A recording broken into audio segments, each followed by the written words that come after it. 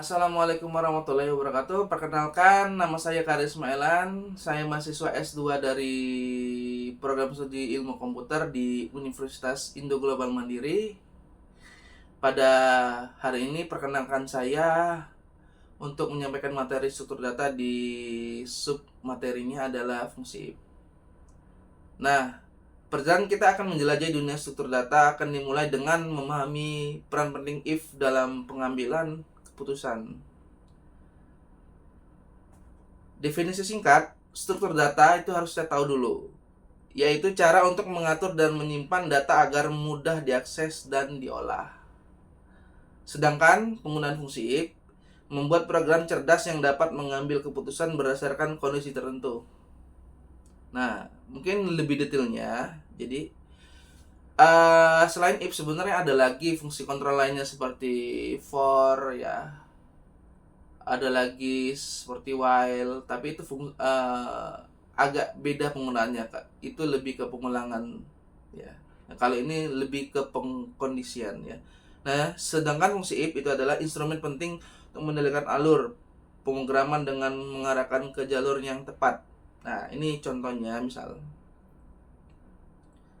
Nah, tadi yang saya bilang ya, kondisi benar, jika kondisi terpenuhi, program akan menjalankan kode di atas dalamnya. Sedangkan kalau salah, jika kondisi if tidak terpenuhi, program akan melewati kode di dalamnya dan melanjutkan kode berikutnya. Ya, berikut contohnya. Misal, kita ingin mencari nilai terbesar. Jadi, satu bilangan ke satu masuk bilangan pertama, dua bilangan kedua masuk bilangan kedua. Kode if akan membandingkan kedua bilangan dan menampilkan bilangan yang lebih besar. Nah, ini nanti bisa kita terapin di beberapa bahasa pemrograman. Hampir semua bahasa pemrograman bisa diimplementasikan fungsi if ya, baik itu di PHP, Java, ya, Go, Ruby, ya, semua memiliki fungsi if. Nah, jadi jika tadi kan if nilai bilangan satu ya lebih besar dari bilangan kedua, eksekusi kode di dalamnya. Nah, bagaimana jika kita mau buat untuk mencetak yang lebih kecil? Nah, itu kita gunakan fungsi else. Nah, di sini jika kondisi if terpenuhi, kode di dalamnya akan dieksekusi. Nah, else ini untuk bilangan yang lebih kecil ya. Jika kondisi tidak terpenuhi, kode di dalam else akan dijalankan. If else memungkinkan program akan untuk memilih satu dari dua tindakan yang berbeda. Nah, jadi ini agak sedikit kompleks dari if yang sebelumnya. Jadi ini bisa melakukan pengkondisian dalam dua kondisi. Nah, ini contohnya. Jadi misalkan kita ingin menentukan genap atau ganjil ya, kita buat ya alurnya. Satu, masukkan bilangan, bagi dengan 2, sisa baginya sama dengan 0 ya, div ya, sisa bagi.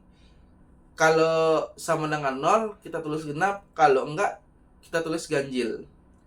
Nah, kode if else akan memeriksa sisa bagi setelah bilangan dibagi dengan 2, menentukan apakah bilangan tersebut genap atau ganjil. Misal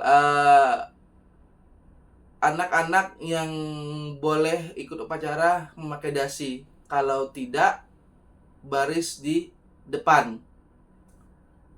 Nah, jadi dicek satu-satu. Anak pertama pakai dasi, oh berarti boleh ikut upacara. Anak kedua tidak pakai dasi, berarti dia tidak pakai upacara.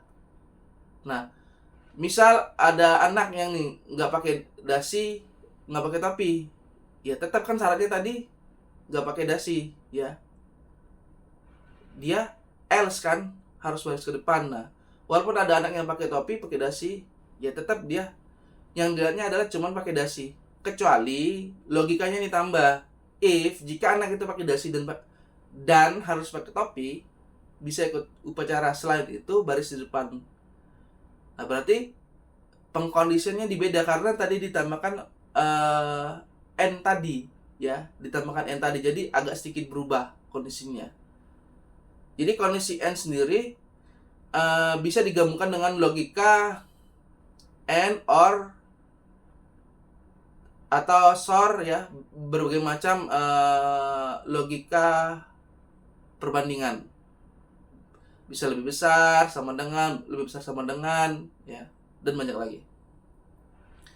Nah, jika misal seperti ini, ada kasus bagaimana untuk menyelesaikan lebih dari dua kondisi. Nah, saya kenalin itu ada namanya menggunakan else if. Nah, misal ya, ini saya akan jelaskan secara general ya. Biasanya ada kondisi 1, kondisi 2, dan kondisi 3. Minimal dia ada 3 kondisi. Nah, misal seperti ini ya. Ada seseorang siswa yang anggap aja kita sampai libet ya. Beli label ya. Siswa A, dia memiliki skor tinggi, nilai memuaskan. Terus ada lagi siswa B, skor sedang, nilai baik. Dan terakhir siswa C, skor rendah, nilai kurang, memuaskan. Nah, di sini kita bisa buat kode if else-nya akan menentukan nilai mahasiswa berdasarkan skor yang diperoleh, memberikan hasil yang sesuai dengan setiap rentang skor. Nah, jadi kalau dia ada siswa yang nilai skornya tinggi, misalkan A, kita anggap aja di atas 85, kita buat label dia memuaskan. Kalau dia di antara 70 sampai 84,999, dia kita kasih label baik. Terus kalau dia di bawah 70 sampai 0 ya, kita anggap dia nilainya kurang memuaskan. Nah, jadi kita rangkum sedikit mengenai fungsi if. Pemahaman fungsi if adalah fondasi untuk mengembangkan kemampuan logika dan membangun program yang dapat mengambil keputusan. Ya, jadi ini cikal bakal ya dari machine learning ya. Ya, jadi dari pengembangan if bisa digabungkan dengan logika lainnya seperti for ya, seperti while dan lainnya. Oke, terima kasih untuk sudah sampai mendengar di akhir materi ini. Kita akan coba lanjutkan materi yang lainnya. Saya Ari, wassalamualaikum warahmatullahi wabarakatuh.